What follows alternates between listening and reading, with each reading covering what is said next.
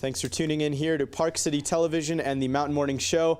Right now I'm joined by Chris Crowley, who's the emergency manager for the Summit County Health Department. Chris, how are you doing, man? Good to see you again. I'm doing great, thanks. Absolutely. So we're here to discuss a few different things today, but first off on the agenda, let's talk about CERT, or the Community Emergency Response Team. What is this all about?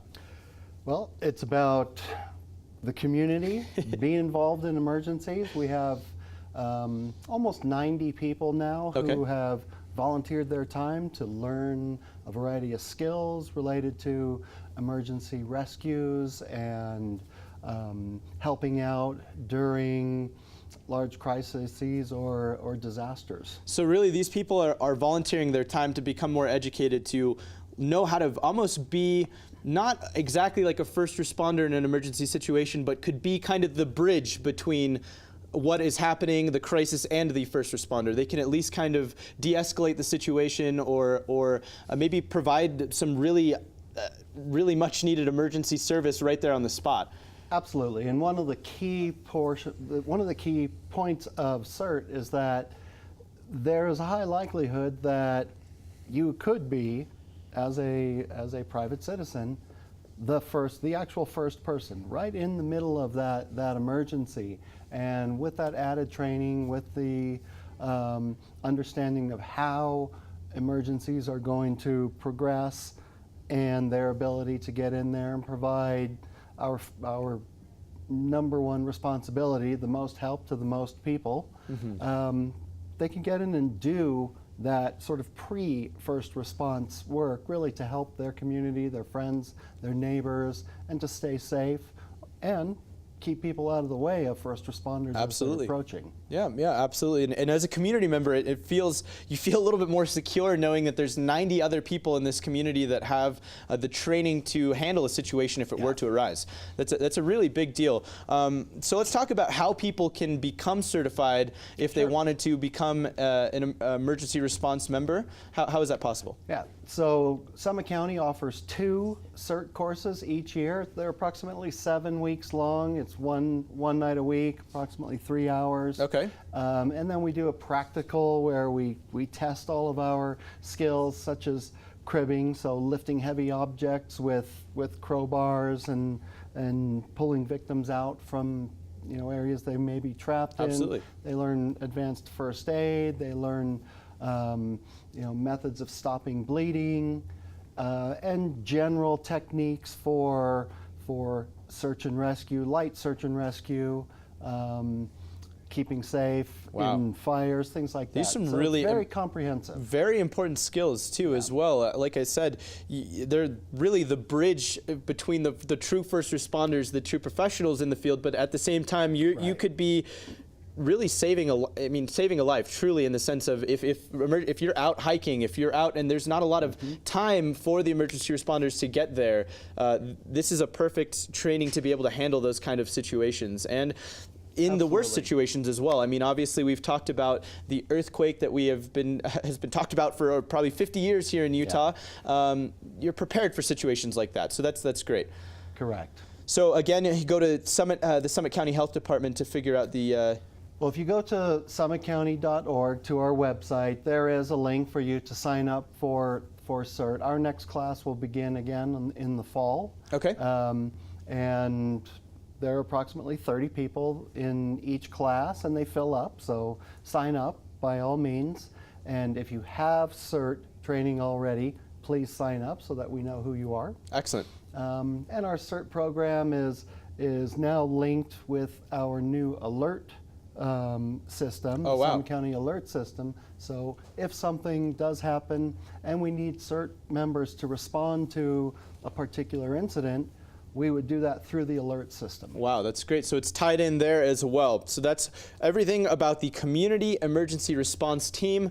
Definitely sign up for a class because we need more volunteers. We have 90 already here in the community, but having 120, having 160 would be fantastic. Absolutely. So let's move on to our next topic for the day today. It's the chair rescue. So what are we learning about the chair rescue? What uses does this have, and what situations would you be using this rescue in?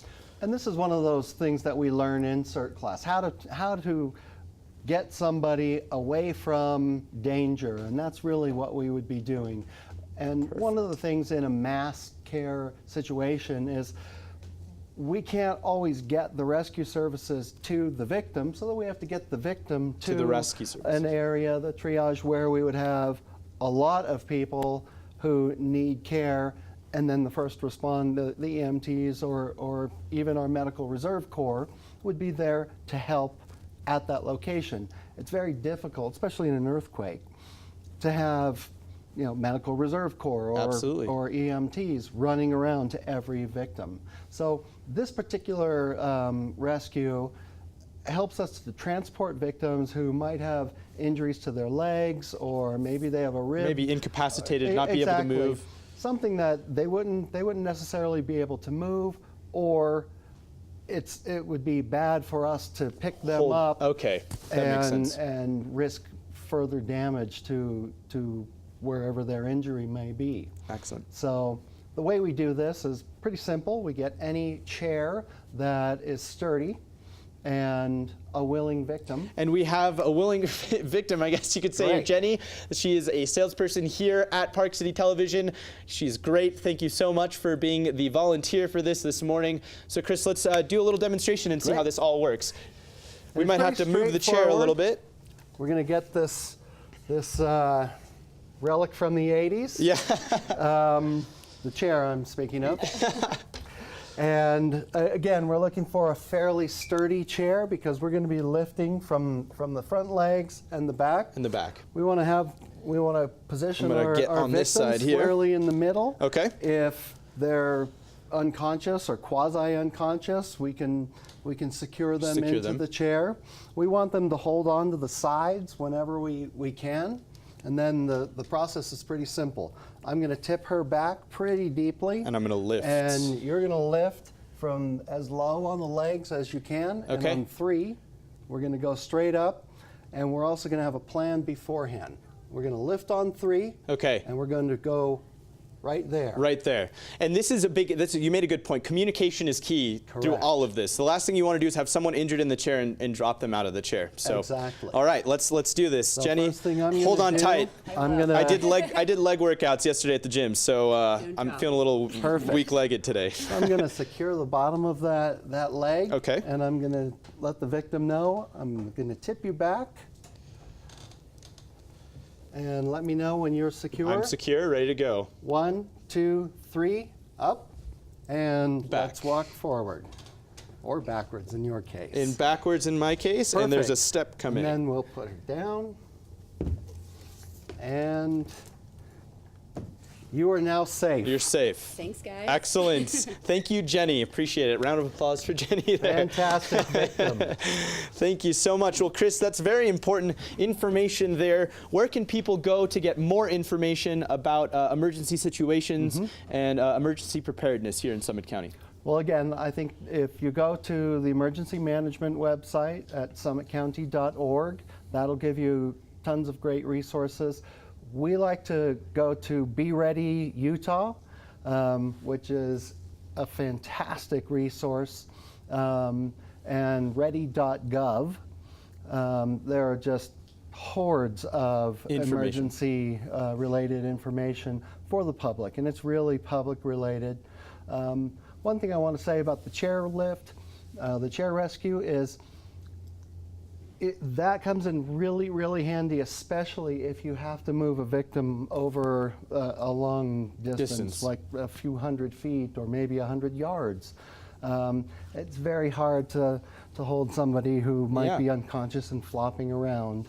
Absolutely. So that's a very important skill that you just learned here today on Park City Television. Chris, I want to appreciate all the work that you do here, and thanks for coming on the show today and sharing your expertise. As he said, head over to beready.gov, head over to Be Prepared, or pardon me, what was the other? Ready.gov or Be Ready Utah. Be Ready Utah was the other one there. And also head over to summitcounty.org and you can find out more information about the emergency preparedness specifically here in Summit County. Don't change that channel. We'll be right back with much more right here on the Mountain Morning Show.